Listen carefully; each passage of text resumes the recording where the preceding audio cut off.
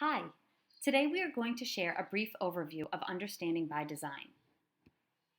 Understanding by Design, or UbD, is a tool utilized for educational planning focused on teaching for understanding.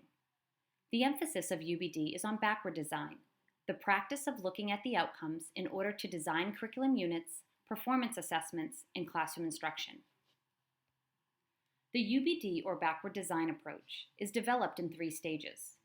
Stage 1 starts with educators identifying the desired results of their students by establishing the overall goal of the unit using content standards, Common Core, or state standards. In addition, Stage 1 completes the phrase, "Students will understand that," and lists essential questions that will guide the learner to understanding. Stage 1 also focuses on identifying what students will know, and most importantly, what students will be able to do.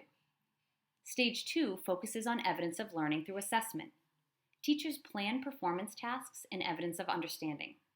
Performance tasks determine what the students will demonstrate in the unit and what evidence will prove their understanding.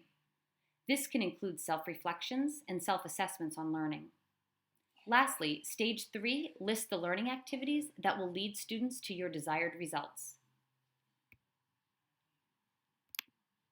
During our time together as grade level teams, we will be using the UbD model to plan units for each grade level's critical focus areas.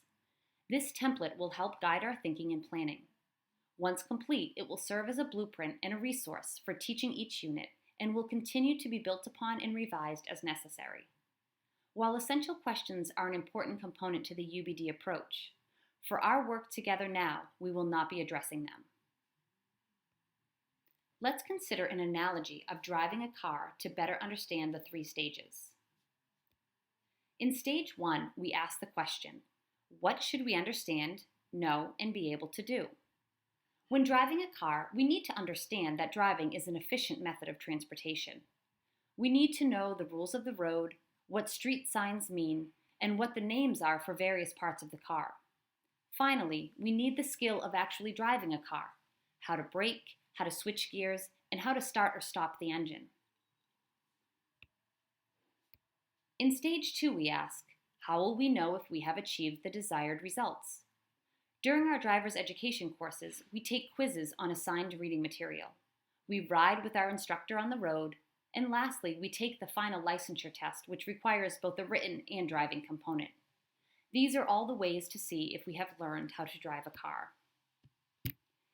In Stage 3, we ask, what learning experiences will be provided to help us achieve our desired goals? We will attend a driver's education course. We will read the instruction manual. We will practice with an adult at home as well as our instructor. These activities will help us explore and experience the skills and knowledge necessary to drive a car. Drive safely. So how do we begin our work creating our UbD math units? We begin by identifying the key understandings, knowledge, and skills of each unit. The understandings are the big ideas in mathematics. They create connections among strands, domains, and clusters, and are transferable across mathematical ideas. The knowledge needed are often the specific math vocabulary, facts, and formulas that support the big ideas. The skills are the observable actions, like estimations and computations, that we perform in mathematics. Let's take a look at Stage 2, the assessment evidence. Grant Wiggins, the author and promoter of UbD, once said, "If you really understand the topic, you should have no trouble handling a question that looks a little different from the questions the teacher asked. If you learned only by rote, however, a novel question will stump you." Keep this in mind as we think about assessment evidence. There are many ways we measure whether our students have achieved desired results.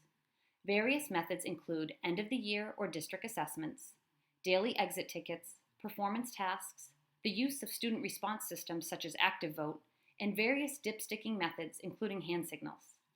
Our job will be to determine which assessments best measure what students understand, know, and can do. Take a moment to think of other ways you assess students' understanding in your own classroom.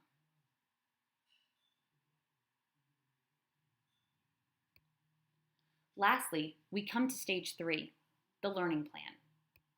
Here we consider the acronym WHERE To. We need to know where students are going. why they are learning the content, and what is required of them.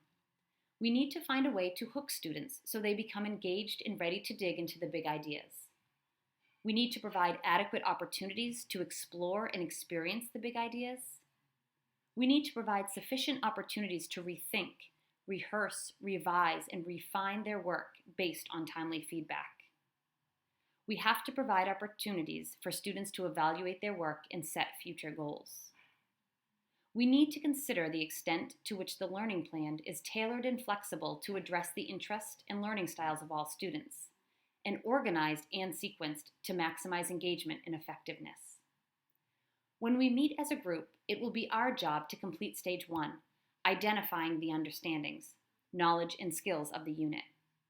You will be provided a resource list to review that will help you complete Stages 2 and 3, identifying assessments and developing the learning plan.